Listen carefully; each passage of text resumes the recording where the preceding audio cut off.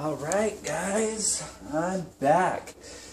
Sorry, I actually got distracted by House of Cards on Netflix. I don't know if any of you guys have been watching it, but it is intense. And I had to go back to it, so I'm sorry. You guys won't notice it, but different location, different lighting. So we're going to go back ahead and finish the installation of my Cascade1000 canister filter. As per directions, it asks for the floss to be first, then it asks for the carbon media, so we'll go ahead and place that in here. Make sure you check down the handle.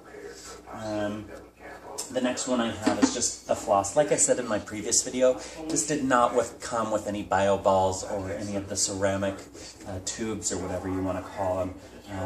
I will be adding those later, but for now I want to get this up and running in my aquarium, so I'm just going to be adding it, just that one piece of floss. Make sure when you are placing this that you are aligning your intakes.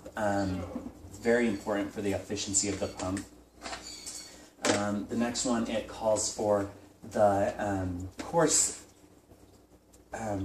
foam to be on top with floss up on the top of it, and that just goes right on top here as well.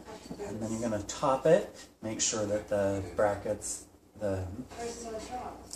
those things are facing upwards is what the directions say. I'm going to be placing that here. The next comes the pump part of the canister filter. In the directions, it tells you about a ring that is supposed to go right here over your intake, and searched all over the box and I couldn't find it until I finally thought to look on here. It is on here. There's two sides to it. There is a grooved part and a flat part. I don't know if you can see that, but the grooved part goes right on top here.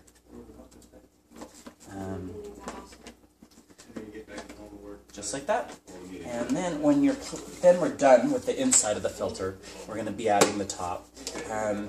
This is the intake valve, and this is the output. So make sure your intake is going to match this hole right here as you're putting it together. So I'm going to go ahead and put that on.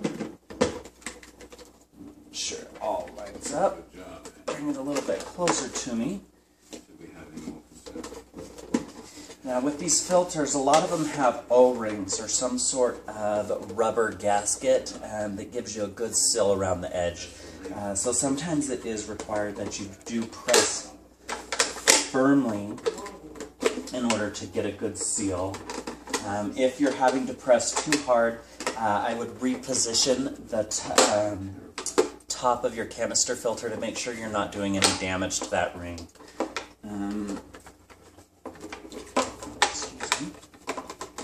And we're good to go. Main part of the filter is taken care of and put together. The next thing we're going to work on is our intake valves. Blue is for the intake, and all it does is ask you to screw on your valves. Wish I could do one. What you gonna do with it? Nice and tight. Next is your output. It's not blue. You see how those are both blue? Just more basic. Anyway, I'm going to be screwing that on right now.